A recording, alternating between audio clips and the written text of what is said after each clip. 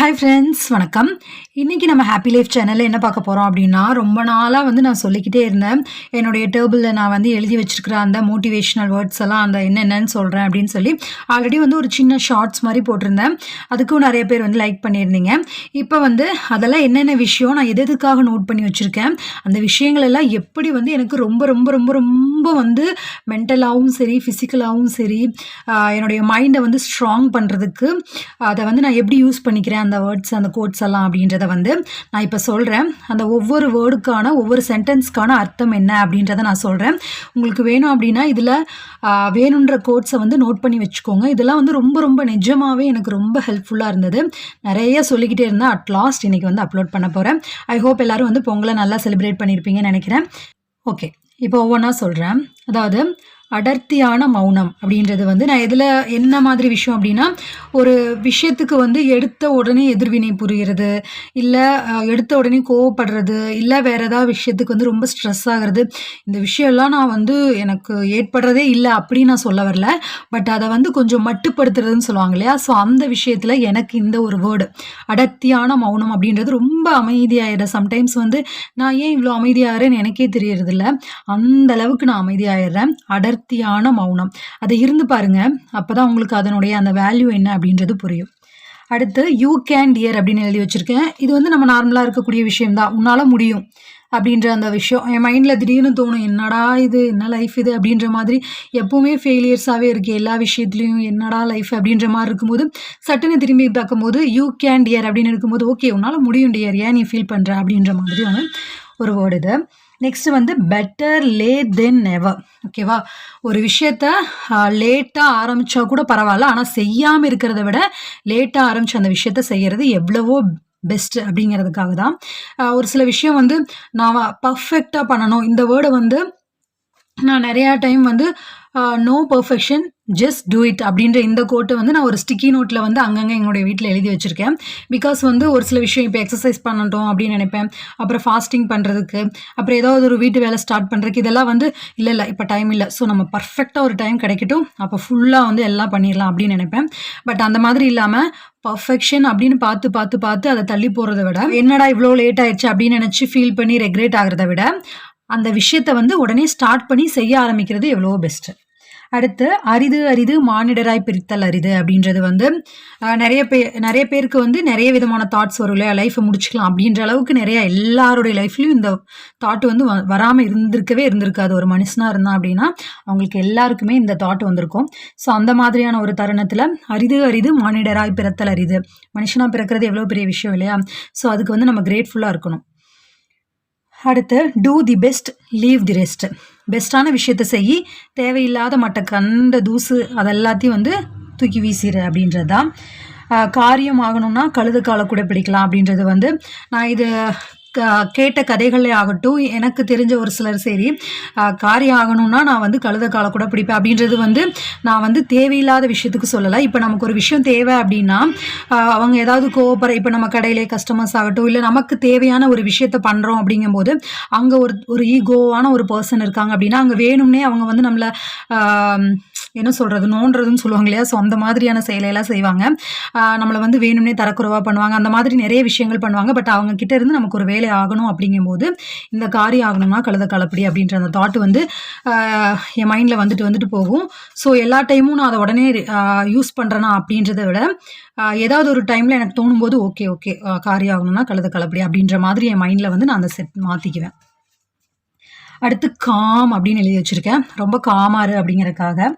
அடுத்து வார்த்தை தான் வாழ்க்கையை வடிவமைக்கிறது. ஒரு வார்த்தை, நம்ம பேசக்கூடிய ஒவ்வொரு வார்த்தையும் தான் நம்ம ரிலேஷன்ஷிப்பில் ஆகட்டும், இல்லை பிஸ்னஸில் ஆகட்டும், இல்லை நம்ம வேறு எங்கே இருந்தாலும் சரி, அதில் வார்த்தை தான் வாழ்க்கையை வடிவமைக்கிறது அப்படின்றத மைண்டில் வச்சுக்கணும். நெக்ஸ்ட்டு பி எ லேர்னர்.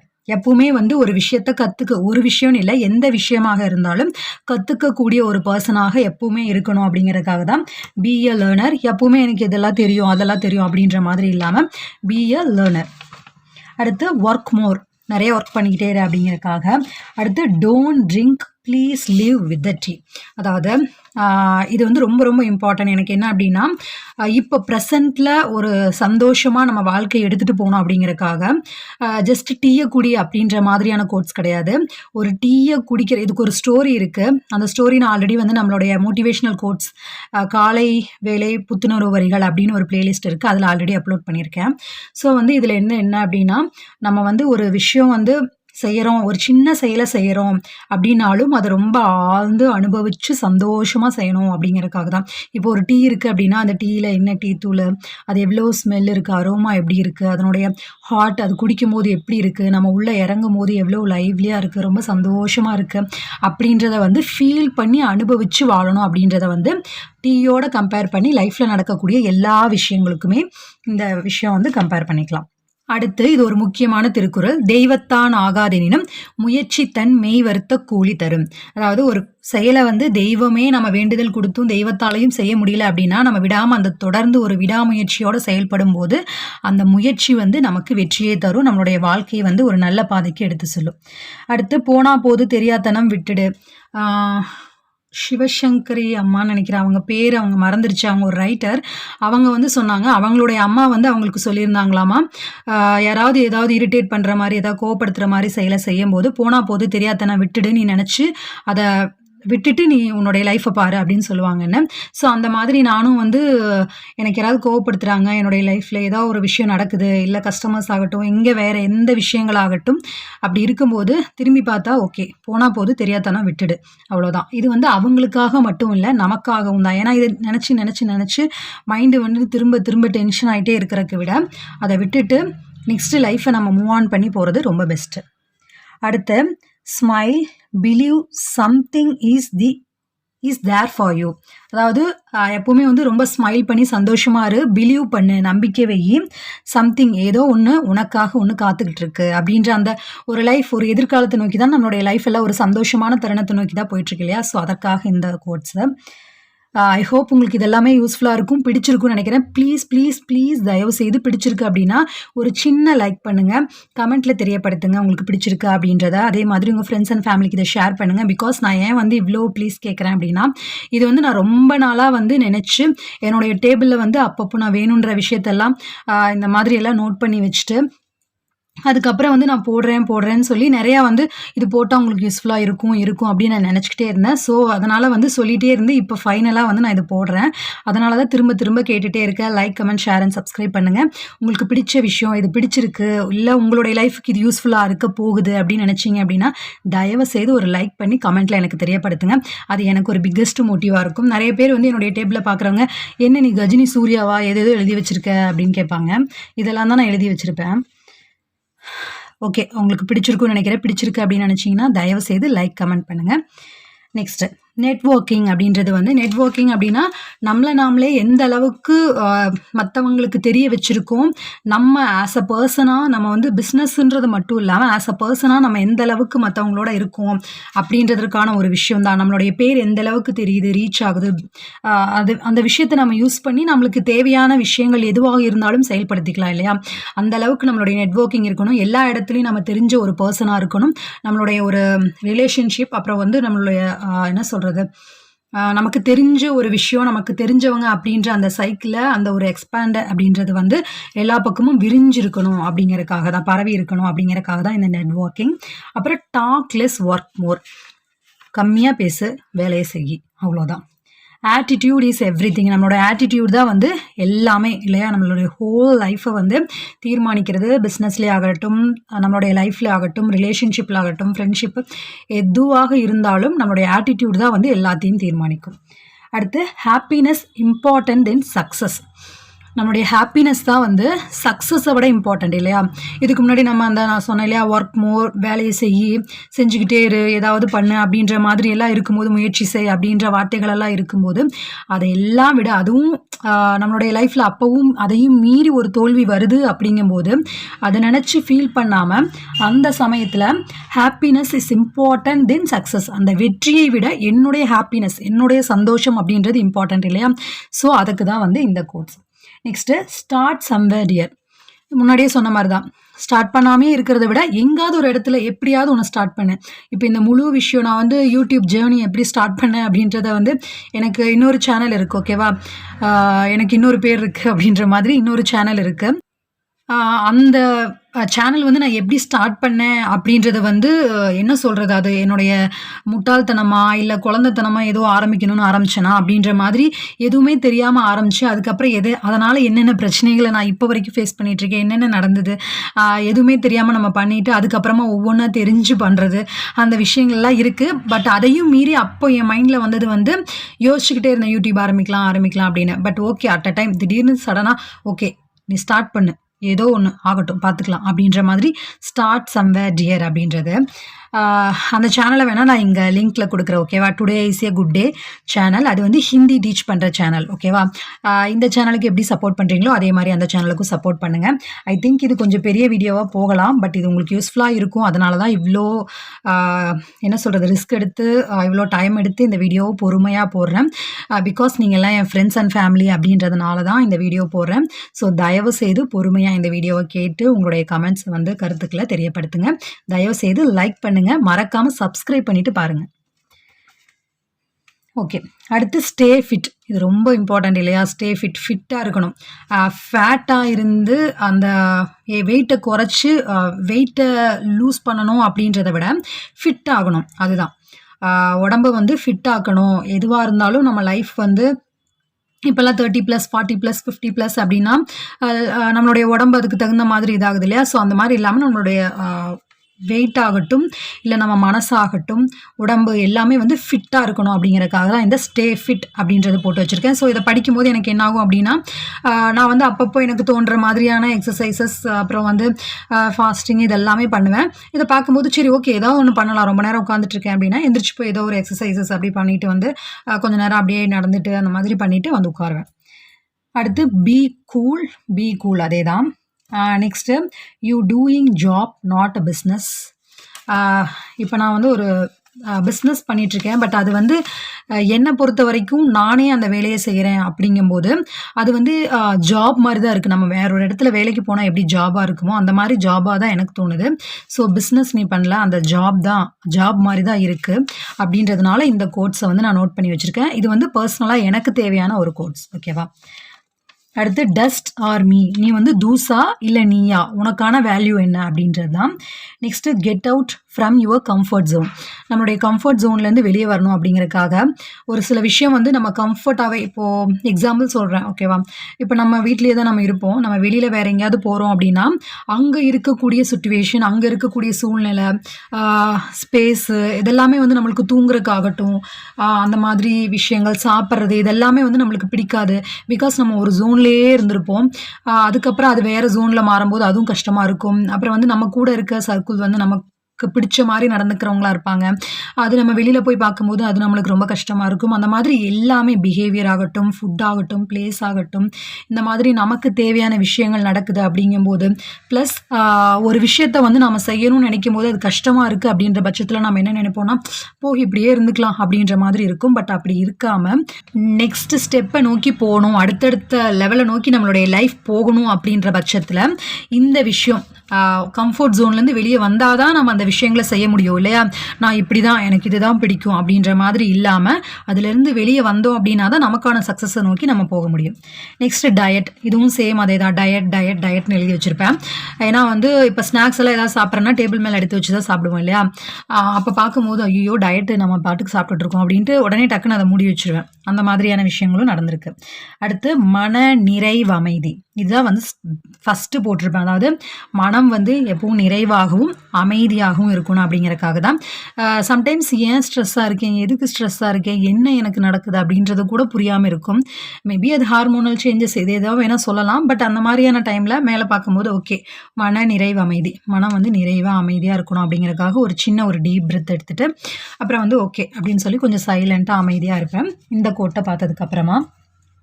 அடுத்து பொறுத்தார்க்கு பொன்றும் துணையும் புகழ், இது என்னுடைய பர்சனல் லைஃபுக்கு வந்து ஒரு விஷயம். அந்த விஷயத்துக்காக இந்த பொறுத்தார்க்கு பொன்றும் துணையும் புகழ், நம்ம பொறுத்து இருந்தோம் அப்படின்னா அதற்கான தேவையான ஒரு விஷயம் கண்டிப்பாக நம்மளை வந்து சேரும் அப்படிங்கிறதுக்காக. அடுத்து don't use your energy to worry, use to believe, create, grow and heal. அதாவது உன்னுடைய எனர்ஜியை வந்து வெறும் ஃபீல் பண்ணுறதுக்காக கஷ்டப்படுறதுக்காக மட்டுமே யூஸ் பண்ணாமல் அதை எதுக்காக யூஸ் பண்ணணும் அப்படின்னா பிலீவ், நம்பிக்கை வைக்கிறதுக்கு, ஒரு விஷயம் நடக்கும், எல்லாமே கண்டிப்பாக நல்ல விஷயங்களாக இருக்கும் அப்படின்னு நம்பிக்கை வைக்கிறதுக்கும், நாம் வளர்ச்சி அடைகிறதுக்கும், ஹீல், நம்மளை நாமே ஹீல் பண்ணிக்கிறதுக்காக, அதாவது நம்மளை நாமே தேத்திக்கிறதுக்காக, அந்த மாதிரியான விஷயங்களுக்காக அதை செலவு செய்ய, அதை விட்டுட்டு ஒரி பண்ணுறதுக்கும் கஷ்டப்படுறதுக்கு மட்டும் உன்னுடைய மைண்டை, உன்னுடைய எனர்ஜியை செலவு பண்ணாத அப்படிங்கிறதுக்காக. அடுத்து ஸ்ட்ரென்தன் யுவர் ஸ்ட்ரென்தன். ஓகேவா, உன்னுடைய ஆல்ரெடி இருக்கக்கூடிய ஸ்ட்ரென்த்தை இன்னும் ஸ்ட்ரென்தன் ஆக்கு அப்படிங்கிறதுக்காக. ஓகே, எனக்கு எல்லாமே தெரியும் அப்படின்னு விட்டுறாம அதை அடுத்த லெவலை நோக்கி கொண்டு போ அப்படின்றதுக்காகத்தான் இது. நெக்ஸ்ட்டு பி எ டிஃப்ரெண்ட், நீ வந்து ஒரு டிஃப்ரெண்ட் பர்சனாக இரு, எல்லா விஷயத்துலையும் டிஃப்ரெண்ட்டாக இரு அப்படிங்கிறதுக்காக. அடுத்து உன்னையே நீ உயர்வாக வைத்துக்கொள். இது ரொம்ப ரொம்ப இம்பார்ட்டண்ட். ஓகேவா, இந்த ஒரு கோட் பார்த்தீங்க அப்படின்னா உங்களுக்கு வந்து மற்ற யாராவது உங்களை வந்து கஷ்டப்படுத்துகிறாங்க, உங்களை தரக்குறைவாக நடத்துகிறாங்க, கேவலப்படுத்துகிறாங்க அப்படின்னு எந்த ரிலேஷன்ஷிப்லேயே ஆகட்டும், உங்களுடைய மைண்டு இதெல்லாமே வந்து தெளிவாக இருக்கணும்.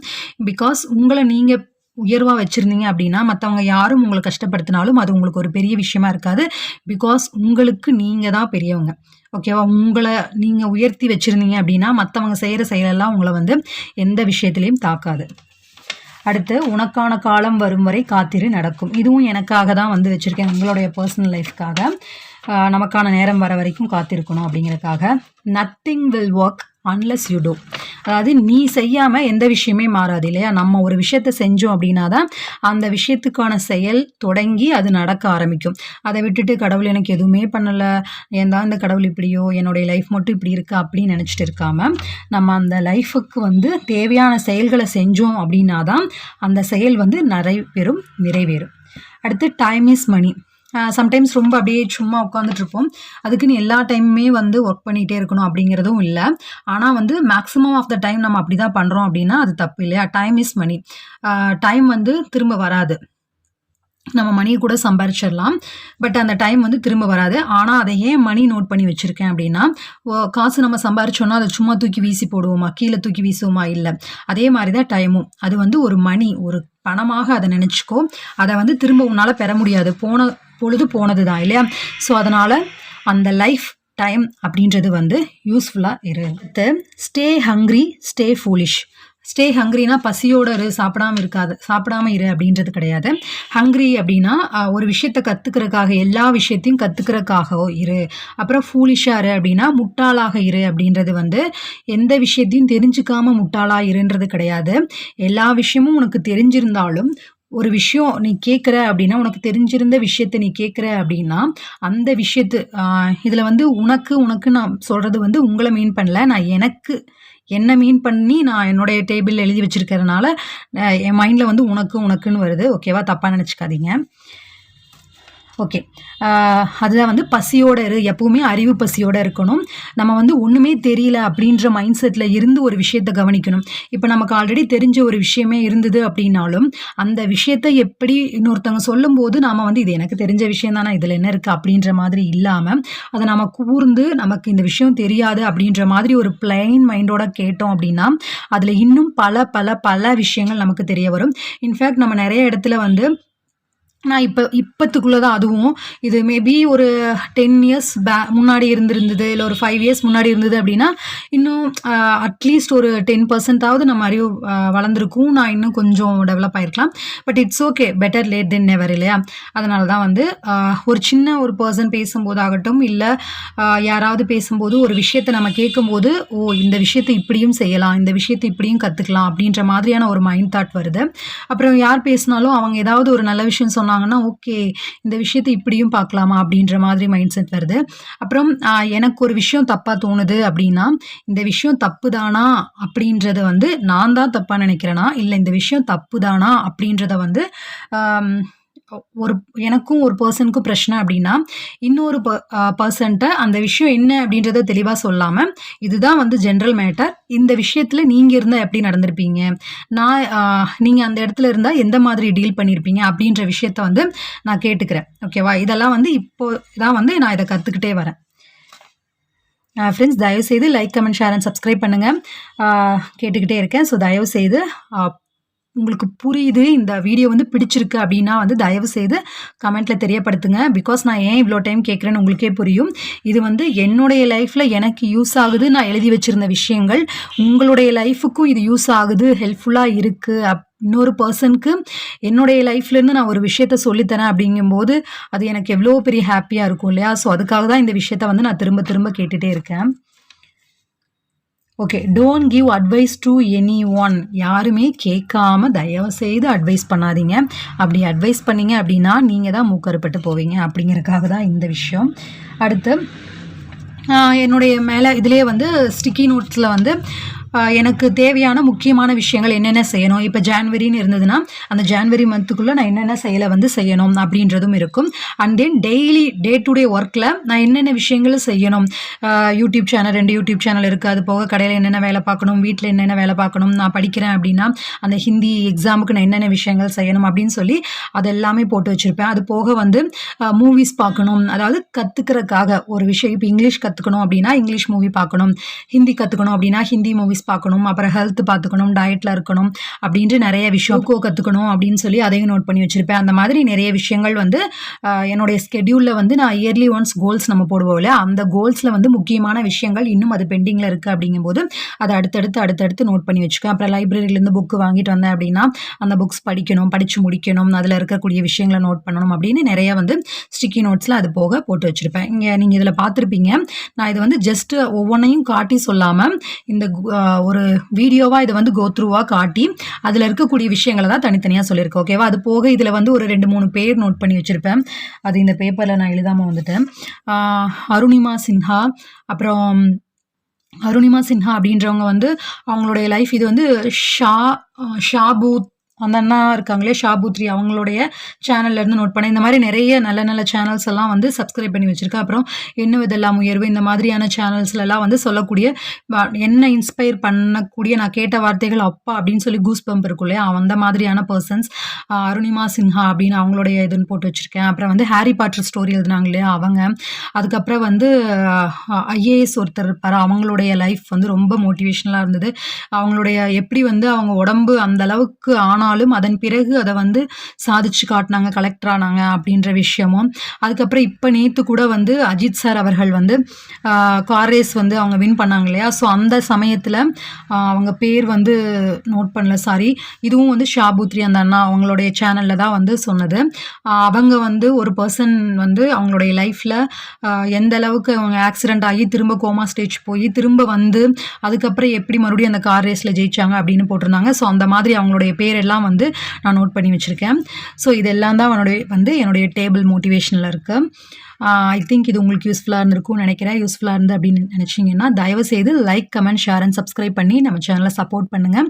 உங்களுக்கு பிடிச்ச விஷயம் என்ன, இதில் வந்து நான் சொன்ன பாயிண்ட்ஸில் எந்த பாயிண்ட்ஸை வந்து உங்கள் லைஃபுக்கு நீங்கள் வந்து மோட்டிவேஷனல் கோட்ஸாக வந்து நோட் பண்ணிக்க போகிறீங்க, இதில் வந்து எந்த கோட்ஸ் வந்து உங்கள் டேபிளில் வந்து இடம் பிடிக்க போகுது அப்படின்றத வந்து தயவுசெய்து கமெண்ட்டில் தெரியப்படுத்துங்க.